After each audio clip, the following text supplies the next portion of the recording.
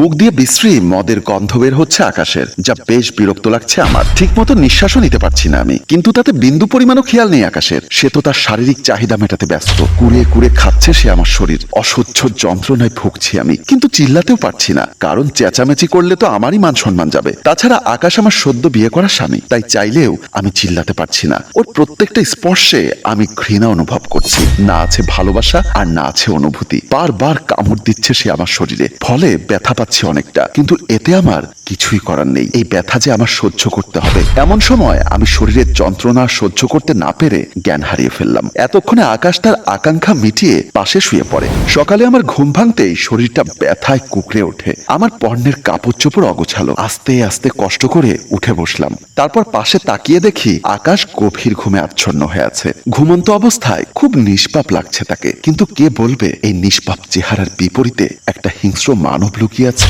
কাল রাতের কথা মনে পড়তেই মুহূর্তেই আমার চোখ পানিতে ভিজে যায়। অসহ্য কষ্ট হচ্ছে আজ। উঠে বসারও তেমন শক্তি নেই, তবুও কোনো মতে পর্ণের কাপড় চোপড় ঠিক করে উঠে ওয়াশরুমের দিকে চলে গেলাম। প্রায় অনেকক্ষণ পর কান্না করে ওয়াশরুম থেকে বের হলাম। ওয়াশরুম থেকে বের হতেই দেখলাম আকাশ বিছানায় বসে ল্যাপটপে কি যেন কাজ করছে। আমাকে ওয়াশরুম থেকে বের হতে দেখেই চেঁচিয়ে বলল, এটা তোর একার রুম না যে তুই 1 ঘন্টা ধরে ওয়াশরুমে বসে থাকবি। আর যদি এমন দেরি করিস তাহলে জানে মেরে ফেলবো বলে দিলাম। বলেই রাগে ফুঁসতে ফুঁসতে তোয়ালে নিয়ে ওয়াশরুমে চলে যায়। আর আমি বোকার মতো ওর যাওয়ার দিকে তাকিয়ে আছি আর ভাবছি, উনি কি মানুষ না অন্য কিছু? ওনার মাঝে কি একটু অনুতপ্ত বোধ কাজ করছে না? কিভাবে এত নর্মাল বিহেভ করছে উনি? ওনার কি কালকের কথা একটুও মনে নেই? হঠাৎ দরজা ধাক্কানোর শব্দ পেয়ে ভাবনা থেকে বের হয়ে দরজা খুলে দিলাম। দরজা খুলতেই দেখি আমার শাশুড়ি আমাকে দেখে গর্জে উঠে বলল, কিরে নবাবজাদি, কয়টা বাজে খেয়াল আছে? এতক্ষণ ঘুমোচ্ছিলি কেন?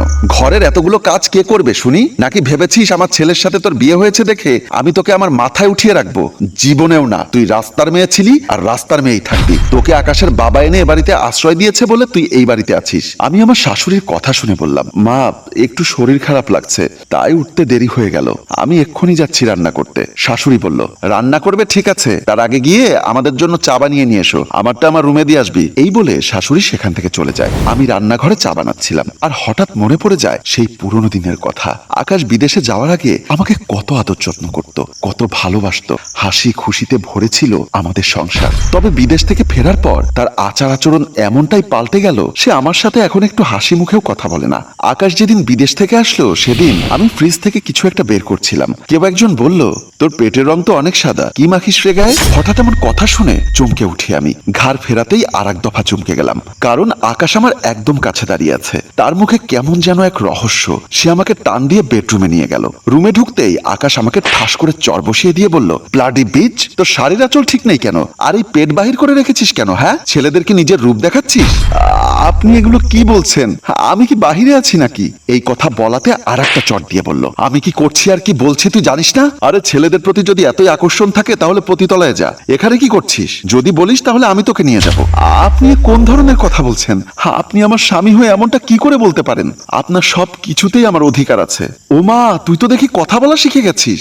আমার কাছে অধিকার দেখাতে আসবি না, যা এখান থেকে। এই বলে ধাক্কা দিয়ে সরিয়ে দেয়। আমি বেলকনিতে গিয়ে অঝর নয়নে কান্না করতে লাগলাম। আর মনে পড়ে গেল বিদেশ যাওয়ার আগে আকাশ আমাকে কি বলেছিল।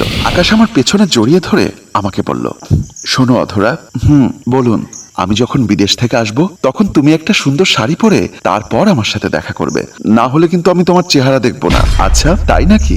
আচ্ছা ঠিক আছে, পরবো। কিন্তু এটা বলার কারণ কি জানতে পারি? আমি যেহেতু বিদেশে যাচ্ছি সেহেতু অনেক দিনের জন্যই যাব, তখন হয়তো আমরা অনেক পাল্টে যাব। তাই আমি চাই যখন আমি বাংলাদেশে আসব তখন আমার এই সুন্দর পরীটা আগের থেকে কেমন সুন্দর হয়েছে সেটা দেখবো।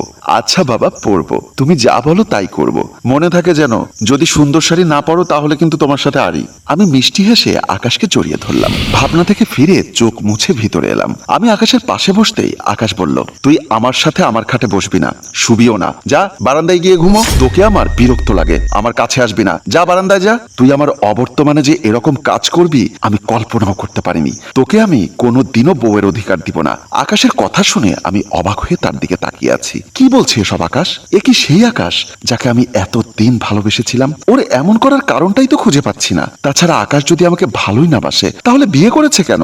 আমি তো বলিনি আমাকে বিয়ে করতে, আর না বলেছি স্পর্শ করতে, সেই তো আমাকে স্পর্শ করে। তাহলে এমন কেন বলছে সে? কিরে, কথা কানে যায় না? যা এখান থেকে। আমি আর সেখানে না থেকে রুম থেকে বের হয়ে গেলাম। এদিকে আকাশের মা কাকে যেন ফোন করে বলছে, আমি যেমনটা চেয়েছিলাম তেমনটাই হয়েছে। আকাশ এখন তার বউকে খুব ঘৃণা করে, এমনকি এক রুমে পর্যন্ত থাকতে দেয় না। উপাস থেকে বলল, কি বলছো খালামণি? এটা তো খুব খুশির খবর। এখন বলো ওই মেয়েটাকে কবে ডিভোর্স দিচ্ছে আকাশ, আর আমাকে কখন তোমাদের বাড়ির বউ বানাবে?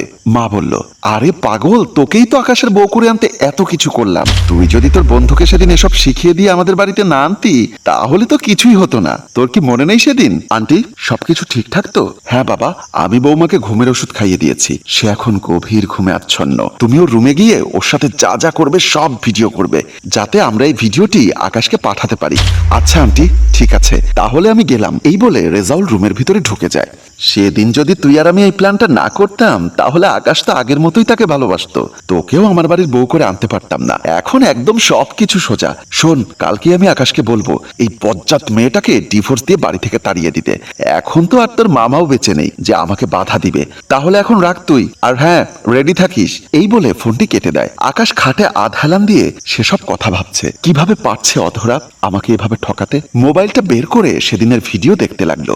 ভিডিওটি দেখার পর সে আচমকা চমকে উঠল। সে ভিডিওটা জুম করে দেখতে পেল তার মা আর তার খালাতো বোন যে প্ল্যান করে এই ভিডিওটা করিয়েছে, সেটা ড্রেসিং টেবিলের আয়নায় তার মাকে দেখা যাচ্ছে। তারপর সে নিজে নিজে বলল, আরে এটা তো আগে খেয়াল করিনি, আমি এত বড় ভুল করে অধরার সাথে খারাপ ব্যবহার করেছি। তারপর সে উঠে মা মা বলে চিল্লাতে থাকে। আরেকটি বড় টুইস্ট থেকে আমাদের গল্প এখানেই শেষ হয়। সম্মানিত ভিউয়ার্স, নিজের চোখে না দেখে মাঝে মাঝে অনেক জিনিস আমরা বিশ্বাস করে ফেলি, যা পরবর্তীতে আমাদেরকে ভোগায়। সেজন্য সঠিক যাচাই করে মানুষের বিচার করুন। এই গল্পে আকাশ মোবাইলে কেমন দেখলো সেটা জানাতে এবং দেখতে কমেন্ট করুন দ্বিতীয় পর্বের জন্য। গল্প ভাবনায় হাশেম রাজু, পরিচালনায় রেজাউল কবির চৌধুরী ও প্রযোজনায় মঞ্জুর মোর্শেদ মিউজিক প্লাস। গল্পটি ভালো লাগলে লাইক, কমেন্ট এবং শেয়ার করে সাথেই থাকুন। ধন্যবাদ।